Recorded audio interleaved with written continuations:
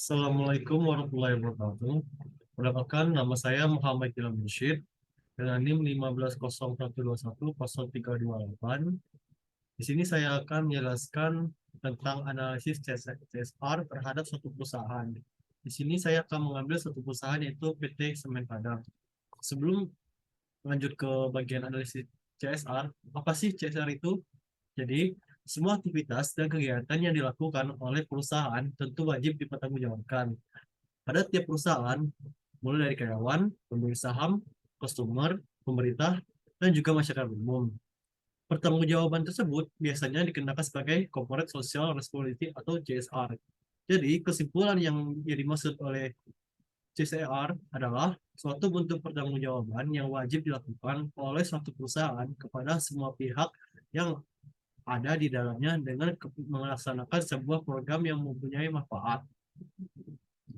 Selanjutnya, Semen Padang. Sebelum saya melanjutkan tentang CSR-nya, saya akan menjelaskan sedikit tentang sejarah PT Semen Padang. PT Semen Padang kini menjadi sebuah entitas bisnis yang membanggakan bagi Sumatera Barat, yaitu Padang. Berawal dari penemuan batu-batu menarik oleh seorang perwira Belanda ke bekas Jerman yang bernama Carl Christophus Lau pada tahun 1906. Carl Christophus Lau mengajukan permohonan kepada pemerintah Hindia Belanda untuk pendirian pabrik semen di Indarung. Permohonannya disetujui lebih kurang 7 bulan kemudian. Christopher Lau kemudian menggandeng sejumlah perusahaan untuk bermitra, yakni firma Corporate Fed, Fondulop, dan Conforman dan Sun. Pada 12 Maret 1910, dia lalu mendirikan pabrik yang bernama NV Netherlands Portland German Maatschappij dengan akta notaris Jonas Peter Smith di Amsterdam. Selanjutnya kita lanjut ke tanggung jawab sosial. Tanggung jawab sosial dari PT Semen Padang yaitu konsisten menggelar program Corporate Social Responsibility atau CSR dan tanggung jawab sosial dan lingkungan atau singkatnya TDSR. Dan salah satu program yang diusungnya adalah program pengembangan masyarakat. Catat untuk realisasi program pengembangan masyarakat di tahun 2001 hingga bulan Oktober ini sudah menembus angka 12,9 miliar. Mayoritas angka tersebut digunakan untuk program sosial.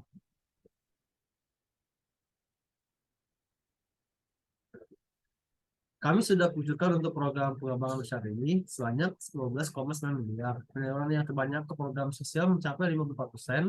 Demikian seperti disampaikan Direktur Keuangan Semen Padang, itu bagus Muhammad Durori di depan media saat melakukan kunjungan ke pabrik Semen Padang di Wisma Indarung, Padang dikutip Jumat pada November 2001. Lebih dia merinci porsi 50% untuk program atau pilar sosial itu tersecara dengan 6,9 miliar, selanjutnya disusul pilar ekonomi sebanyak 4,3 miliar atau setara 33%, lalu pilar lingkungan mencapai 14%, dan sekitar 1,8 miliar untuk pilar lingkungan, dan untuk pilar hukum masih 10%. Ini salah satu contoh CCR atau TJSL dari PT Semen Padang, yaitu perajin batik Padang, salah satu digunakan Semen Padang mulai di asapnya. Selanjutnya kita bagikan hasil analisis. Hasil analisis yang saya analisis adalah dari kegiatan CSR yang dilakukan oleh PT Semen Padang dapat dibilang sangat sukses dalam menjalankan programnya. Bahkan PT Semen Padang telah mendapatkan 15 piagam penghargaan.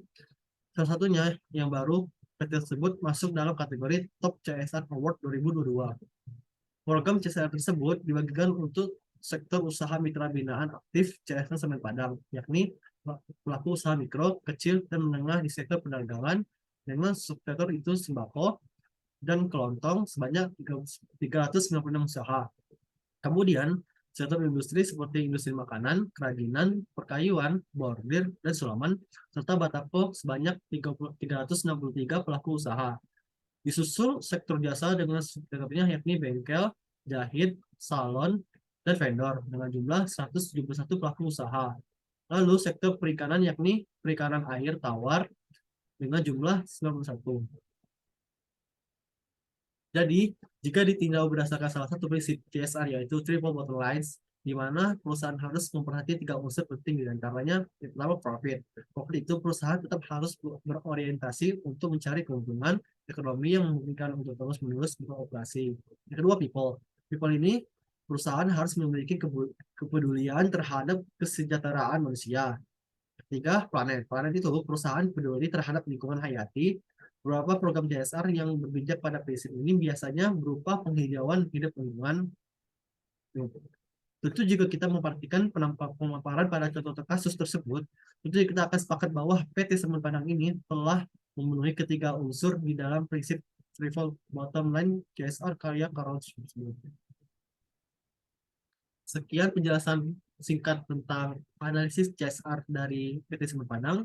Jika ada kata salah dan kurang tepat, mohon maafkan. Wassalamualaikum warahmatullahi wabarakatuh.